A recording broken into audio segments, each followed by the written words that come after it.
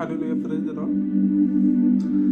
आज हम एक वचन देखने वाले हैं, भजन संहिता 23 का उसका फर्स्ट।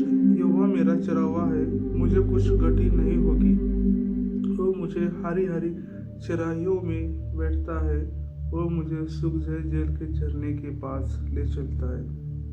कितना अद्भुत वचन लिखा इसमें। यहोवा मेरा चरावा है, मुझे कुछ घटी नहीं होगी।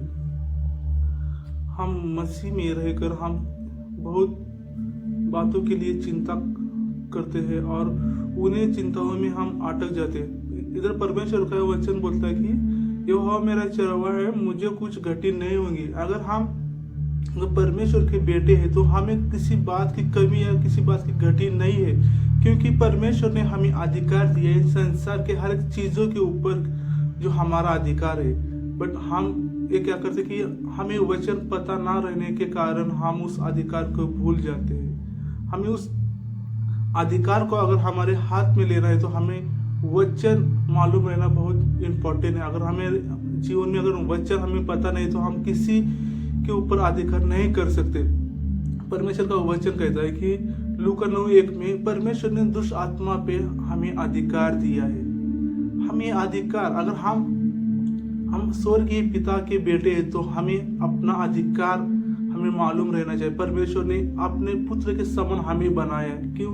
कि हमें ये पृथ्वी के ऊपर हर एक चीज के ऊपर परमेश्वर ने हमें अधिकार दिया है। और बहुत सारे भाई और बहनों ये अधिकार भूल जाते हैं। हम यशायाह 53 उसका 5 वचन देखेंगे।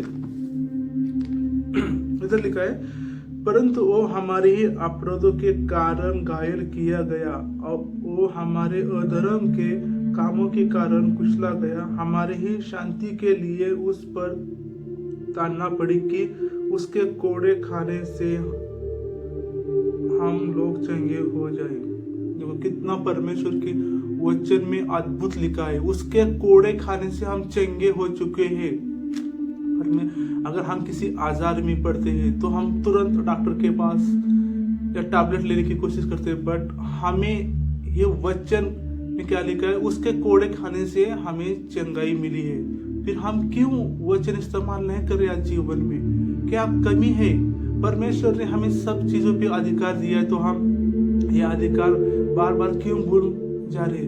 इसीलिए कहता हूँ मेरे भाई और बहनों, जितना हो सके उतना तुम परमेश्वर के वचन को अपने हथियार के समान यूज करो, ताकि उस समय तुम्हें टैबलेट की नहीं वचन की जरूरत है। अगर तुम किसी मुसीबत में अगर पड़ते हो तो उस समय आपको कोई मदद करने के लिए नहीं आएगा। उस समय तुम्हें वही स्वर्गीय परमेश्वर तुम्हें मदद करने के लिए आएगा। उसे छोड़ के उस समय उस वक्त कोई नहीं आएगा तुरंत आपके पास। मेरे तो परमेश्वर का धन्यवाद हो। अगर ये वचन आपको अच्छा लगे तो परमेश्वर आपको आशीर्वादित करे। आमीन।